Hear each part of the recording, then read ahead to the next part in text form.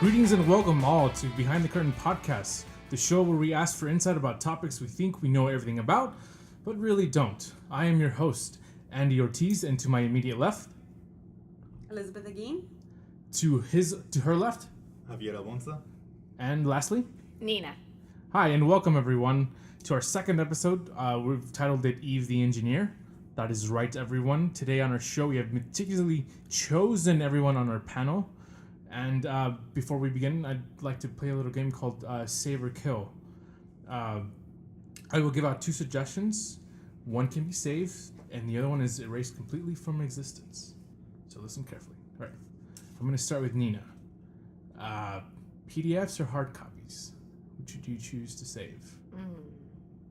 PDFs. PDFs. Javier? Hard copies. Liz?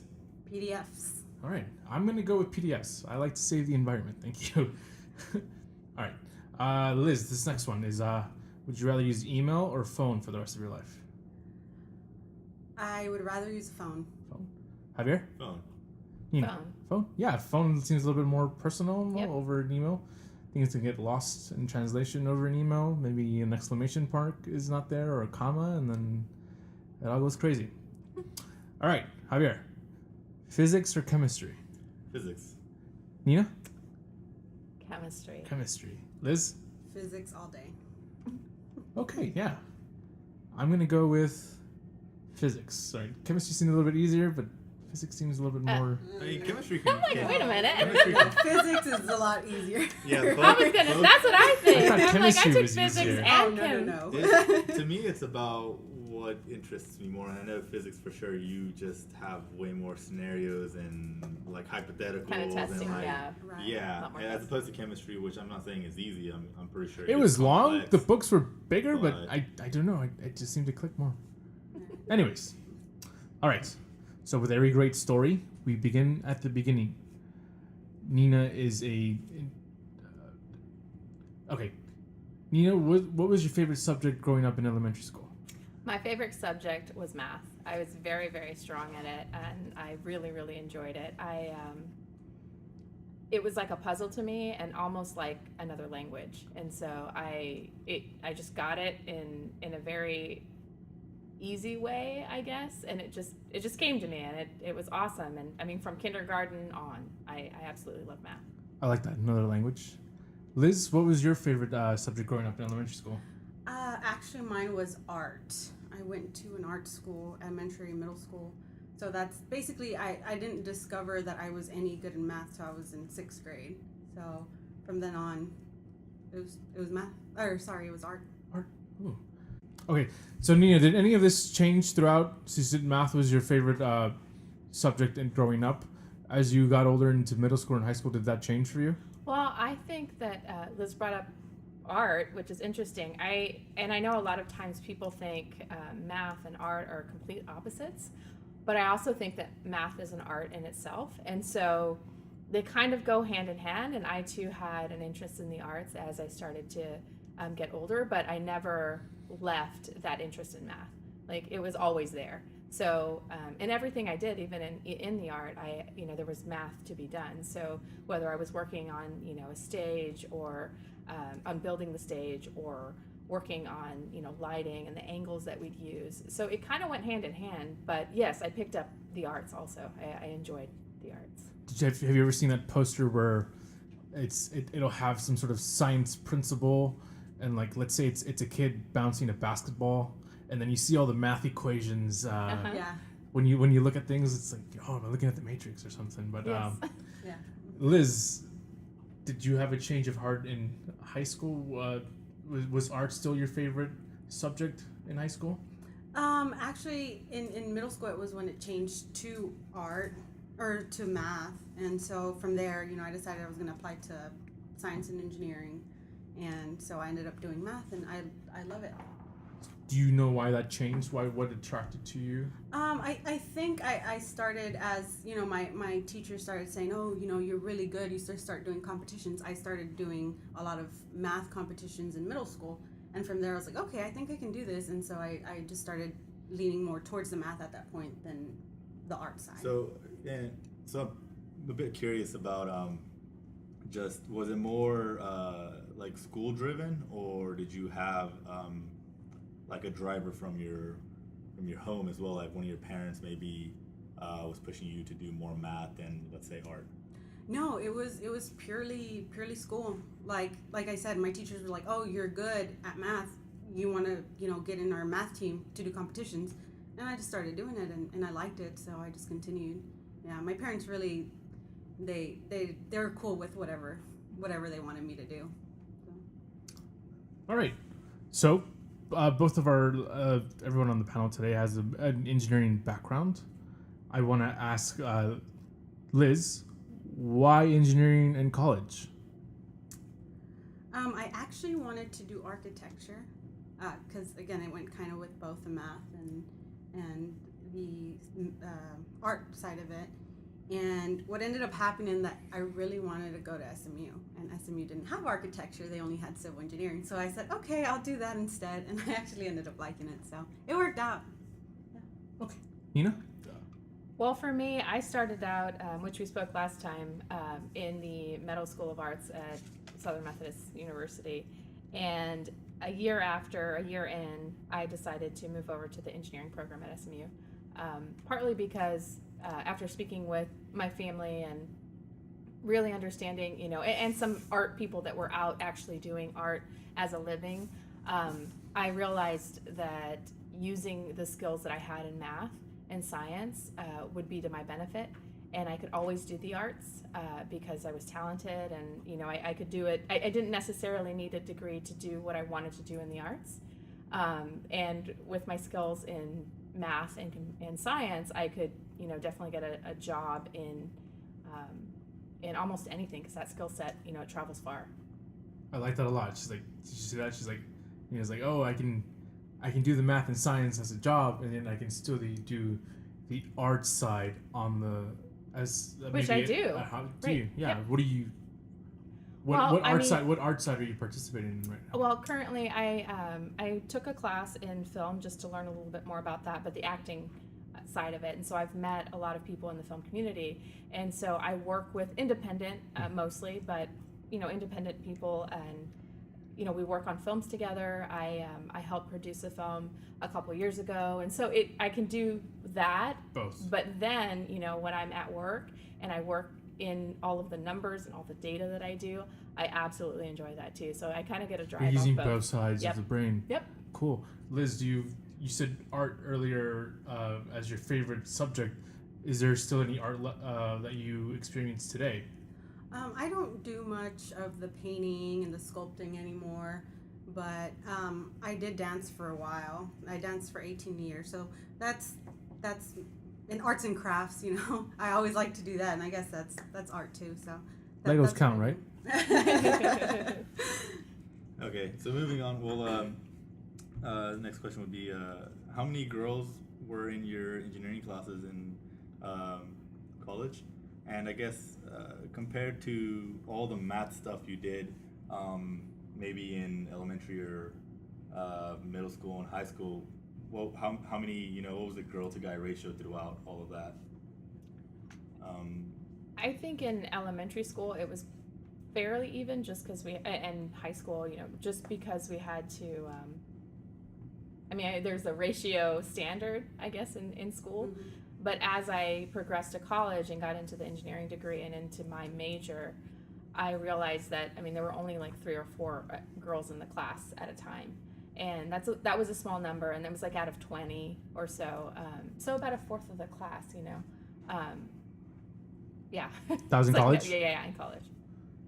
Liz, do you remember how many girls were in your class? For me, it was a little different. I think, like Nina said, during elementary school and it's pretty even. But in college, it was a little different. We actually had the opposite. We had, I think it was like 12 or 13 women and like 4 guys. So it was actually a very different class than the prior and that really had ever been there. And that was in the civil major. Right. Right. I had the complete opposite. I was in mechanical, and then I think there was 200 of us who graduated my year, and I think maybe 6 girls. Yeah. Wow. So yeah, it was the complete opposite. Yeah. Javier, do you remember your demographic from when you graduated? It was pretty even, I think. For the most part, it was pretty even, but I'm pretty sure it was 70-30, 70% male, 30% women. And Nina, would you say that the engineering classes or the engineering field as a whole, do you feel that girls or women would need to be in that field? I think so. I think it's important for women to understand and have kind of that logical skill set, just overall, no matter what they decide to do, whether it's fine arts or in business, being a business analyst. Just because in life, there's a lot of times we're doing math. I mean, whether we're going to the grocery store or budgeting our month, and so it is important, I think, to take engineering classes just to also understand how things work. And as we progress in technology, from what I see in the field, I think it's also important for them to just kind of keep up with understanding what's happening, because there's a lot that we have to adapt to outside of being in the field, but also as being consumers. So I think it is important for women to at least have some kind of knowledge in engineering. So Liz, Nina just mentioned these 2 keywords, progress and adapt. What's your take on these 2 words, applying it to women being in the engineering field? Well, as far as progress, as I saw in my class, my graduating class, we are making that progress and having more women in engineering. I see it in my job, whereas the field is generally all older male. It's getting more and more, as the years go by, more women are kind of going into the field. So I think that's very important. And the other word? Adapting. She's talking about the skills that you learn through the engineering field, the logic that you need to adapt as you get older. Right. Yeah. Even if you don't go into the engineering field, like you said, but you have that background, you're able to do something in a completely different field that you've never even heard about, and because you have that engineering background, you're able to adapt into that field and be able to do a really good job in what you do. Right, and a lot of people are starting their own businesses. Right. We have a lot more entrepreneurs, and so I think it's important for them to understand, because whether they're using certain softwares or they're budgeting out, whatever it is, because they've got to build their own Foundation. foundation, and so it's important. It definitely is important. I like what you guys are saying, because I'm looking at this. I said the word foundation. Mm-hmm. You said logic, adapt, progress. These are things that we're using to build women up. Maybe I haven't seen those 3 words associated together, but for you saying that, like, whoa, that's eye-opening right now. So with that in mind, Liz, now that when you were moving out of college and into a job, interviewing for a job after graduation, how was that for you? It was pretty well. I started at my company when I was an intern, so there was really not a very, very formal interview process when I got hired on. So it was a little different. I had my boss now. He was just kind of looking over my shoulders, looking at my work. And one of the things he did tell me is, I'm not sure if, because women are wired a little different, that I was very detail oriented. And so that's one of the things that kind of got him to hire me on as a full-time when I graduate. So I think that's a pretty cool thing that he told me that I'd never really thought about, and definitely has helped me, I guess. So. It's a good skill set Yeah. to have. So Dina, Liz just mentioned she had a little bit of an easier transition. She had her internship, and then from then on she was able to adapt pretty easily into current job. Did you have the same experience, or? I did not have an internship. I majored in well, at the time it was called management science, which is also translated into engineering management information systems. So I did not know what I was going to do as far as what type of job I was going to be applying for, because a lot of what my professors were telling me, it didn't interest me. So they would say, okay, well, if you're going to, maybe you can try and, go and work for the airlines and be like a route manager or a logistics person. And I thought there had to be something else out there that would work. So I went to the Career Center, and we spoke and talked a little bit about my skill set and what I enjoyed doing. And I did get an internship through the Career Center as a business analyst. And that opened my eyes in a different way, because the term analyst can go, from, like a data input analyst to, a business analyst. I mean, there's just all types of analysts. I think of Jessica Chastain in Zero Dark 30. Did you see that movie? No. She's a security analyst. Okay. That's what I think about when I say analyst. Right. And there's different forms of analysts. And, it really hit the nail on the head for me when I became an analyst, because I've been an analyst on the business side for most of my career, and I've kind of just jumped from department to department, and a lot of the time I was using my engineering degree to speak with IT, because there were products that we wanted to buy, there was architecture that needed to be created, and IT it needed that help to kind of understand how the business would use a particular software or the data that we need to extract and some of that. And so yeah. Okay, so Liz, I have a question for you following up. In regards to interviewing, for friends that are in a different field, not specifically engineering, maybe arts or psychology, like how would you relate your interviews to their interviews? Or would you say you can compare them at all? What you need to do, how you prepare. Are you as afraid of going into an engineering interview as someone that majored in psychology going into their interview? I haven't actually had much experience being the one interviewed, but I do a lot of interviews now You're to hire the, people. You're on Yeah, the other I'm side. on the other side. Yeah, full circle here. I think a lot of what's important, and it goes across any field, is that first that your team likes the person that you're interviewing, that they fit in. And for the person interviewing, it's just, I know a lot of times you get really nervous, but it's just being yourself and asking the questions and making sure that that you're comfortable in that environment also. So, and I think like it goes across any field. So, Yeah, I think for me, I've been on both sides too. And so, and when I was on just being the person being interviewed, I was a little nervous the first few times, just kind of like, oh, I hope they like me, or and I wasn't thinking about the broader thing. Like you said, you want to be a good fit for the team. You want to be a good fit for that business. And not just them thinking that you're a good fit, but you thinking, I'm a good fit. This is a good culture. This is where I want to be. And so, I think, I agree with you. Being a good fit is So both of you important. are now in a position of hiring, right? From my understanding.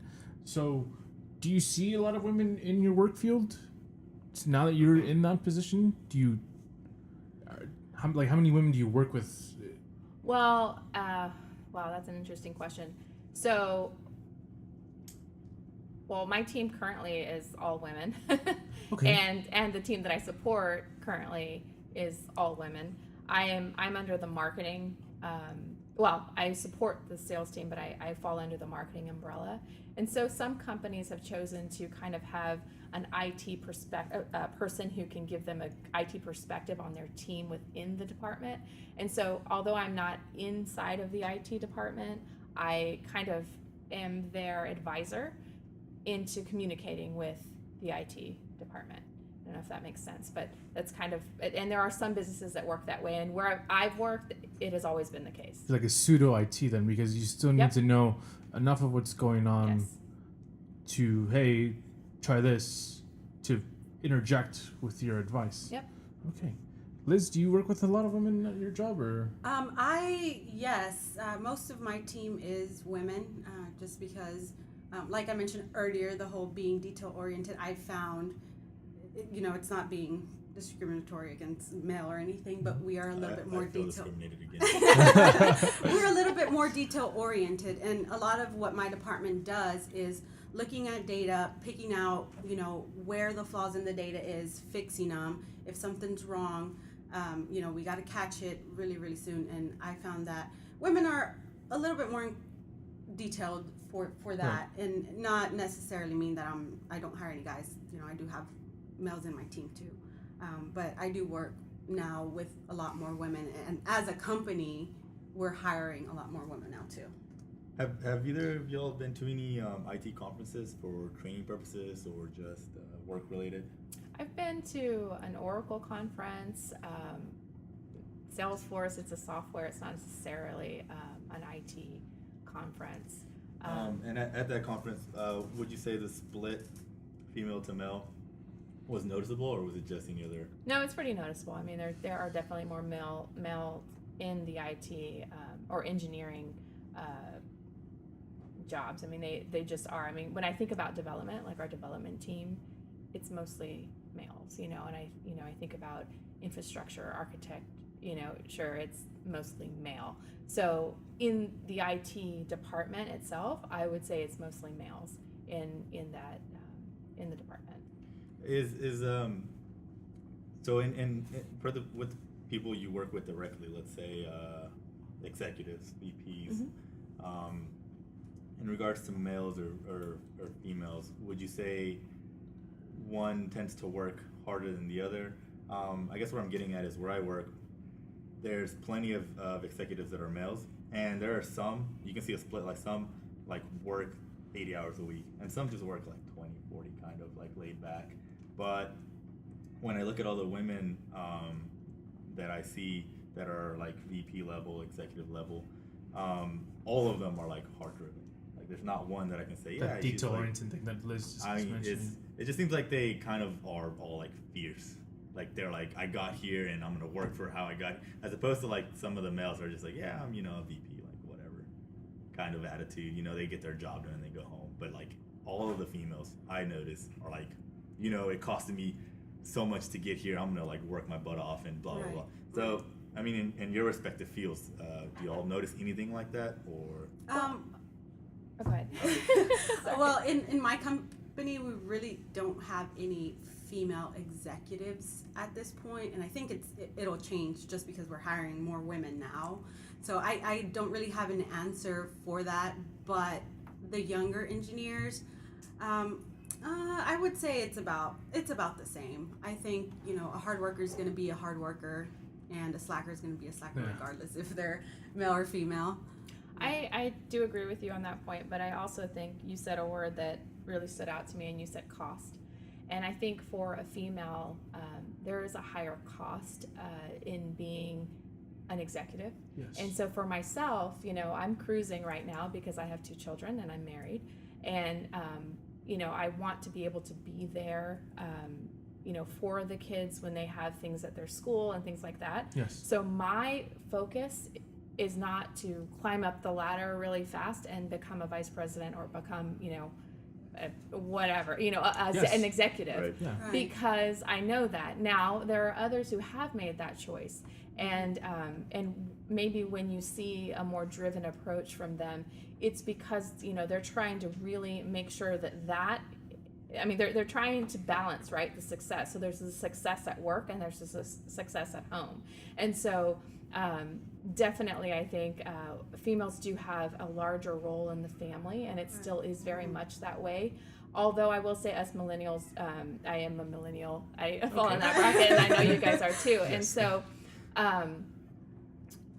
for us it's changing a little, I think, because my husband and I do work together a lot to, in order to make our family function. And so he does a lot more than maybe my mom did, because just the focus is that, it used to be that the woman would do a majority of the household and she'll, take care of the kids. And so now that you have these rising responsibilities, whether it's in IT or in other roles, I'm sure, in other departments, I think definitely, I mean, maybe that's what you're seeing when you see that, females are just really driven, because it's hard. It's hard to balance both. Yeah, now that you mention it, I feel that maybe sometimes women, I guess they put it on themselves to that you have to have a choice. Like, either you're going to climb up the ladder in your job and be all in it, be CEO, whatever, or you get to take care of your kids, get to stay home, and really it's just, you have to balance it out. And I think that's, like you said, that's what counts into, if you're going all in one, you're gonna go and you're gonna be, like you said, fierce about it, because you've made that choice already and you've already sacrificed, either the family or the VP position. And the truth is that, and I'm gonna pause for a minute, but you can't really have it all when you're working and you have kids, and you have to find that balance for you. And if you're going to be an executive, that is your priority, and so you're going to have to supplement yourself for your kids if you do have children, or even your husband, because it all depends, right, what the dynamic is and whether you're both executives or what both your jobs are. But you can't. You've got to make choices. So you have to make that choice. Yeah, you have to make choices. You have to make decisions, and you've got to embrace it, really. Yeah, that really makes a lot of sense. In another field, not related to engineering, but I'm a big movie guy. There's not that many female directors because of when you're directing a film, you're investing 1 or 2 years of your life into that project. And if you have a family, that's a very difficult thing to do, because the creative. Are you saying it's easier for like men to just throw away their families whenever they do this, or? I would agree, because I read a lot of reflections and stuff about maybe men now in their 60s where they regret choosing work over their family life. Right. And I have too. That's something that I'm struggling with right now at work, where I've been told, hey, you gotta climb, you gotta your job goes beyond 5 p.m. You have to keep going at it. But I also have other interests, and I'm struggling with that, because my job is a skill, and I value that, but I do want to have a family one day. And I've seen my bosses where they have 100 emails a day. Oh, I got to 50. Let me go home, spend some time with my kids, but I still have to answer these rest of these 50 emails, and then they'll come back the next day. Oh, yeah. I missed my kid's recital. I didn't go to the soccer game because I'm at that crux right now in my life. Yeah. Where do I go? At the end of the day, I want to have a family. I understand what I'm doing now is that I'm building that foundation, moving forward with financial and job status. But I'm at that crux. Which way do I go? Which way do I lean? Yeah, and I would imagine, for a woman, it's even. Well, I am a woman, duh. It's harder, because when you think of it. Ovaries check. Because when I think of it, I don't have kids. Nina does, so you've been through it. But at the point where, I would want to have kids, do I want to put my career on hold to maybe stay home with my kids a couple of years? Or do I want to just drop them off at the babysitter and possibly miss, their first year because I want to become a VP at my company?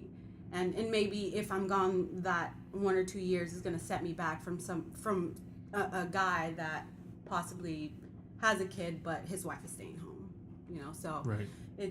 It's pretty hard when you start thinking about it. It's very real, because it is. It happened to me. I mean, right before I had my kiddos, I had a peer who was a male, and both of us were kind of going head to head in the next step, and to have to surrender and give that up, it was hard, it was difficult, and well, it was difficult at the time, but then once you have your kiddos, it's very it's the right choice. I mean for me it was, and again, I don't pass any judgment on anyone who decides to do one way or another, whether they decide to go back to work and have daycare, because either way, women are capable of both. Work. Everyone's capable of doing either or. Right. But you're gonna have to choose. You have to make that decision and live with it for the rest of your life at one point. And that's life, Every decision that you make, do I go left or do I go right? pick one and live with the consequences. There's something that I want to get a little bit more personal in your everyday work jobs. Is that working in an engineering field, you have a technical side that you have to do, but you also have to have some sort of soft skill. You have to interact with others. Liz, is there one that's harder than the other? Your technical side, is that harder, or the soft skills? I would say my soft skills may be a little harder just because a lot of my clients are older males over 50. So having to translate my life experiences, a lot of, sales and having clients is talking to them about, their personal life, and, they start talking about, oh yeah, my grandkids. I don't even have kids. I'm not even married, So that part is hard. As far as like with my team and how, managing a team, I'm a people person. I love to talk. I love to, be in the crowd and be the center of attention. So I don't have a problem with that side. So amongst yourselves, people your age, you're fine. Mm-hmm. But once you hit the older generation, you're having that. It's a lot more me having to think instead of me just, talking. Just going with the flow, right? You have to choose your words carefully, otherwise you've completely destroyed a relationship. Right? Or there's a lot of miscommunication, or he's the client's not understanding what I'm trying to tell him, type of thing. Nina, is the technical side harder for you or the soft skills? I'd say the technical side. Soft skills it kind of comes naturally when it comes to working with the business, but the technical side only because the nature of my job is so in the middle that the business doesn't necessarily know how hard it is to get to what they're asking for, and then the IT side doesn't understand why I need all this access. Yes. So it's on the technical side, because I do a lot kind of beneath the surface that the business doesn't, necessarily, I wouldn't say appreciate, but they don't really understand. So they just go, oh, you got to this number. Thanks. This is great. I needed this percentage or this, whatever. I get that a lot. Yeah. But I'm like, wow, I had to figure out a way, to get into our databases, to, write my SQL queries and, have it do this or that. And then, get to this point. And not just that, a lot of times, they're going to ask that question again. So I like to create, some type of a report that can be ongoing. So to tag on to soft skills, I mean, that to me sounds like it kind of goes into an area of like I don't want to say anger management, but like, how do you not just get frustration? How do you deal with frustration? Because you can't just be like, look, dude, it's this hard. You know what I had to do to get here? Like, you I don't have tell the business. I don't have the crayons or the time to explain to you how I got there. Right, exactly. No, right. And so I think that's very important in soft skills. And you feel that Yeah. way a lot of the times. You're like, oh my gosh. And I think for me, one of the skills that I've had to really obtain and hold on to is to, one, take the emotion out of it, take a breath, and realize that, this is a job, you Yes. know? And when you do that, then, and the other thing is to also be very transparent and direct, regardless of how the other person may interact or, how they may react. Because sometimes, you come with not so good news about what's happening, and they're like, well, I don't think so, or look at it this way, or look at it that way. And, okay, I understand. I've looked at it these other ways, and this is what it is. You can do with it what you want, because, for me, data integrity and just having integrity is huge in the position that we're in. And in engineering, I think it's, even more so in all areas, because they're building systems that are, that have to do with transactions and customer flow and, things that need to be right in order for the business to make decisions. So, yeah. I'm stuck at a crossroads between what Nina and Liz just said, because someone who's my peer around my age, I have no problem communicating at work. Like I can get that, and then the technical side I can figure out. We can figure it out, and then once we get to that older generation, 20 years for me, that's the struggle that I'm going with as well right now.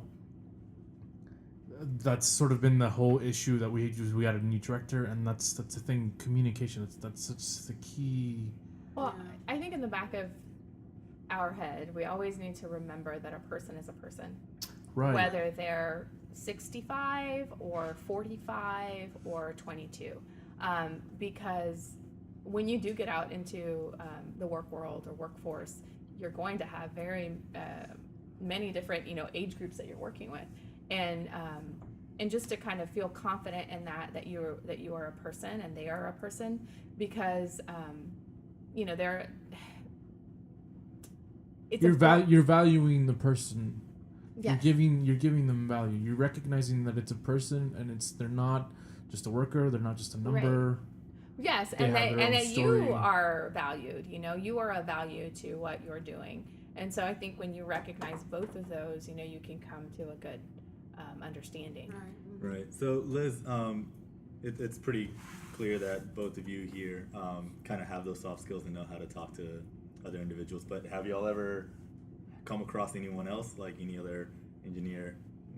Or this women in engineering. So any other women in engineering that didn't have those soft skills, that was struggling to communicate with another?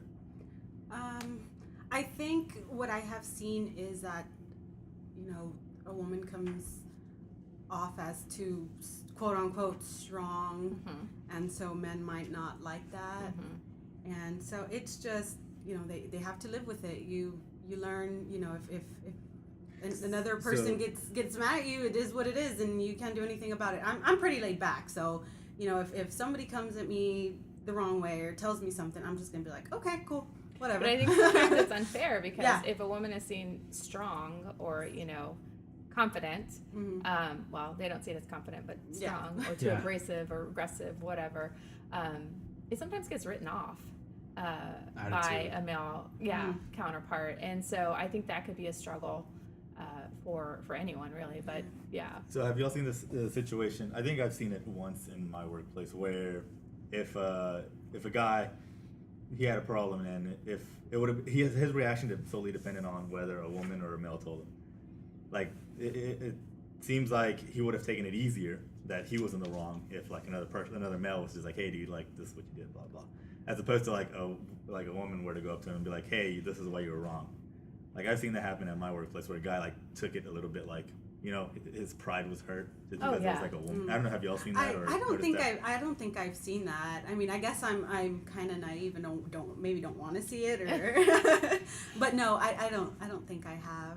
I mean, I've seen it I've seen it for both. I mean, whether it's a male or a female,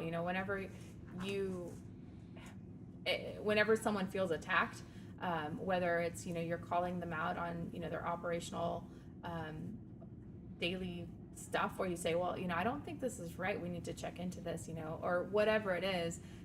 A lot of times people definitely feel attacked, and then, they just kind of jump back at you, and you have to go, okay, well, let's take this emotion out of it, because, we can't, I mean, it's wrong. What's wrong is wrong. But I've seen it from a male and a female. Right. And I will have to tell you, I think when it's a female kind of, jumping back and being a little more aggressive with me, I think I take it a little more personal. I do. Oh. You know I what? do. Now that you mention it, yes. I take it a little more personal. Yes. I do. I'm like, whoa. Okay. We are both ladies here. Two alpha ladies. Yeah. As a guy, I don't think I experience that type of subtle secret language. I don't. It'll just go right over my head. It stings because as a woman, you know how to piss off a person a certain way, and when they do it to you, it hurts. When are these? Yeah, so I guess I can't speak to a male and how he feels. But where can I learn this? Is there a after work seminar? Is there a webinar? I need to learn this. No, that's interesting. Yeah, I know, because that's as a guy, I don't think I have that secret language. The guys, my male coworker is mad. He's mad. It's that there's no like, hey, I'm secretly happy, but at the same time behind my head, like I just, it can get I think I don't get to work very with I don't get to work with that many women. Mm-hmm. There is one, but she's in a different location. She's in a different city, so I only interact with her through the Emails phone or- and email. Yeah. And I've seen her in person maybe twice, but I don't get to have that secret link. I gotta learn that. I think with women in engineering, we're a lot more laid back than other women, so it works a little better. My team, like we're a really good fit, and so I work with 4 or 5 women at a time, and we really don't have those issues a lot. However, I know we did have somebody in another state that was giving us some issues, a coworker of ours, and it gets really catty, like you said. Well, I work on the business side, and they are extremely catty. Yeah.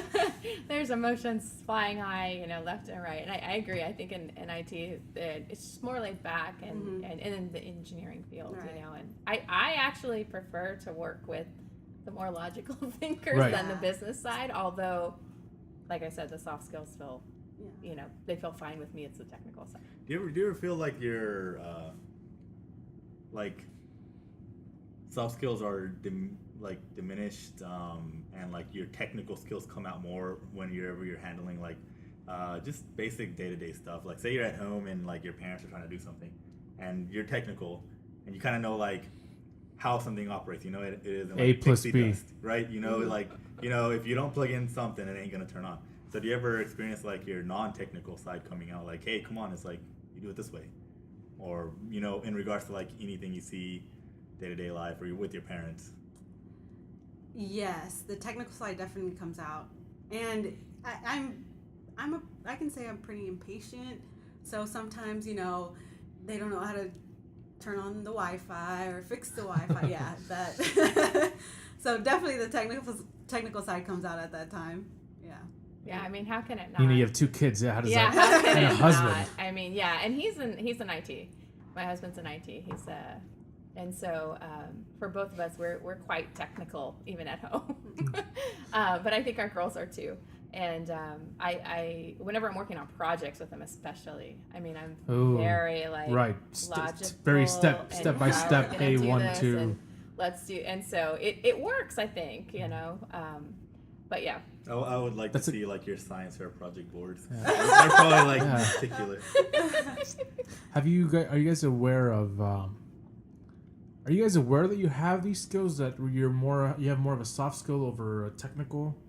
I know at work I've taken personality tests where I'm more of a soft skill person over a technical. Are you guys aware of those type of tests? Are you, like that's something recent for me that I'm at my first job that I had. We never talked about that type of stuff, and now at this new job that I have, it's made much more aware of that you do have these different personalities, that these different dimensions of you that are much greater. Are you guys at work aware of that? Like, since both of you deal with hiring people, like, does that take into consideration in your hiring process? Yes. For me, a lot of what we do at my job is, answering phone calls and talking to our field staff. So if you don't have the personality for it, you definitely cannot do the job. So my boss, as part of our training, had us do like a personality test. And so, yeah, you kind of look at, okay, well, I'm better at, the soft skills than I am kind of the technical, or I'm pretty even, or maybe at, some types of situation, I'm a little better at handling it than maybe another person who stresses out a little more. So, yeah, it's definitely something you have to be aware of. Yeah, I'm definitely aware of. I'm definitely aware of all of my personality traits, I guess, and I'm pretty easygoing, and I'm definitely outgoing. So the soft skills definitely work for me better. As far as our company, I know that personality tests and personality types are very, I hate to say in right now, but they are, and I think it's important because sometimes you need to know who you're working with or whom you might be managing, so that you understand how to communicate better with them and get the best out of their personality. Okay. One of our producers here, recommended this website called 16 Personalities. Mhm. It's a little quiz that you get to take, and then I found out who I was, and it was pretty accurate, the responding. So it's helping me get to know myself a little bit better. So I definitely recommend anyone out there or to try that out. So, going to a follow-up question, since we're on the theme of women in engineering, and we're asking all these questions about how this field has typically been a male field, and you're entering this field, and as we see year to year, more women are entering the field of engineering. So personally, I would just like to ask, what else has been like strictly like male dominated that you have also like, I guess, tried out in your life or done? Like, let's say sports or car racing or just any other thing I've that's got like one. just Danica male. Patrick over Oh my there. gosh, it's so funny that you're saying that now, but wow, okay. When I was in 6th grade, I set out to play baseball, not softball, baseball. Baseball. And so I did play on a baseball team. I did play on a baseball team with all guys, and that was very, very interesting to me. In just going to the games, and I played how it old up were a you? little bit. I was 12. 12. Yeah, I think I was 12 at the time, 11 or 12. Yeah. So for an entire summer, I played baseball with a group of guys, and it was interesting because at that time it's kind of pre-pubescent. Yeah, you're not And aware I of the was- testosterone And I just was, yet. I was starting to, for Well, myself. a woman, I think, a and girl so- at that age is, but as a guy, you're still maybe a year away between that hits you. And so, you had to try out to make the team, somewhat, and to get What your position did you play? I played outfield. Okay. And I, but anyway. Could you throw a guy out from? Yeah, I mean, I caught. Yeah, absolutely. Yeah, you had the cannon. Yes, Nice. absolutely. It was good. But anyway, I did impress a few people a couple times because they had some like really good pitchers. Right. And like none of our guys could hit off of Right. them. And I Oh. was like, and it was just awesome. Yeah. It was awesome. That's awesome great. feeling. Awesome feeling. But yeah, that's the most memorable one anyway. Yeah, I get into everything. That's good. Yeah. I think Nothing that's awesome. stops me. As far as me, I think I was always surrounded by a lot of women. Most of my family is women, so I think being at work and going out into engineering conferences is what kind of there's a lot of guys around here. Right. So that's basically when I started doing engineering, where I noticed there was a big difference between the male to female ratio. Right. So. All right, so we've gotten a little bit to know about you're very technical. You've involved in the very technical side. You're in this analyst, civil engineering world. I want to ask you now, growing up, or even until now, who has been your biggest supporter for you to be in the field that you're in now? Liz, I'll start off with you. I think my parents, just because they never really told me what I needed to go into, and they're, even with, my sister, she's a dancer, I'm an engineer, we're so different. My mom, she's a paralegal, so we all did different things, and I think that them not restricting us in what we could do, they approached her saying, hey, she's good at math, start taking her to the math team, math competitions, and she did it, not saying... Here you are now. Yeah, here I am, doing engineering. So yeah, I guess my parents just being, on my back to do homework, even from, little things like that, to really just not putting a barrier in what I wanted to do. I have to agree. It was my parents.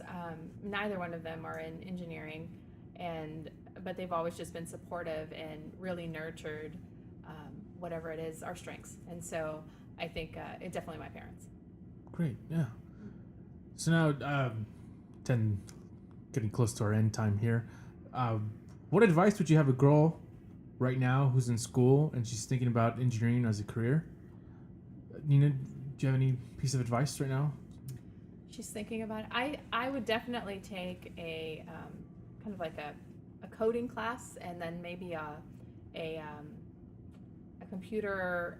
I took like a computer building course where we built a computer. Yeah. And so the hardware, software, just kind of get into understanding it a little bit better. And then if you're really good at math, it may be something that you want to look into. It can, because you can definitely do a lot with it. Liz? I think along with Nina about taking classes, taking a time management class, taking management courses, that's one thing that I think going back to college, I probably would have liked to take a little more, especially, you're going to evolve into a more managerial role, not necessarily using, your technical skills all day, every day. And on the other hand, or on another note, another advice would be just not to be afraid of, this is predominantly a male field, just do it. It's not going to be any harder or easier. You just have to do your best, and from there it'll be fun. I think also to just comment on that, I think that it's in many places it's starting to become a great environment for women to enter the field. Like a lot of people are starting to realize that, hey, we can't just be negative about this, or we can't just not stand idly by and do anything about it, but we have to be very positive about welcoming women into engineering. So I think that environment, at least from what I've seen, is there, and you shouldn't be afraid. It's more of, think about it as, like you were saying, a very positive way, and that you will have a lot of support going into the field. Because and it's changing so much that it's the stigma of women being an engineering or whatever you want to call it. It's getting better. Like, women are actually getting into engineering, getting into these big roles in their engineering companies, and hopefully, it'll even out the field. I have a quick little story about your advice.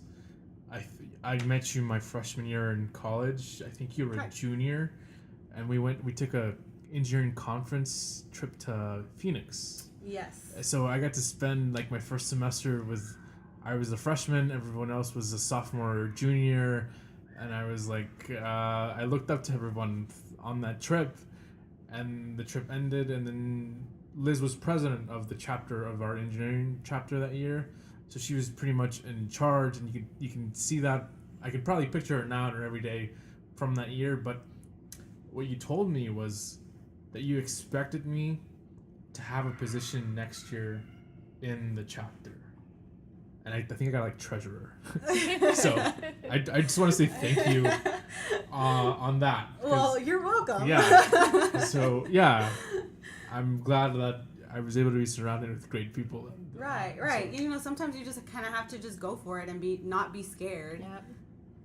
Yeah. One of the things to add on that my boss tells me is that I'm always telling him, okay, I'll do it, because otherwise how are you gonna learn? He's like, oh, you want to go to so-and-so place for a meeting? Yeah, I'll do it. And he's like, really? Yeah, why not? That's how you learn. Cool. Any final thoughts, Nina? No, I mean, this was great. I enjoyed speaking with Liz and you all, and just kind of, getting into our everyday lives. And I think this is great that you're doing this, because I know that it's not really a spotlight that, a lot of people do. And so I think it's great. Yeah, it's just an interest I had, and so. All right, so thank you. That's our show. I would like to thank our panel for today. Please remember to follow us on social media. Before we end, I would like to pay tribute to a comedian who is retiring this year. The show is called QI. His name is Stephen Fry, and it's the end of his little run. So I'd like to end today's show the way he does. He ends it with a joke. So here goes. It's a question. How do you know that God is a civil engineer? Because when he designed the human body, he put the recreation area right next to the sewage system. Thank you. That's our show.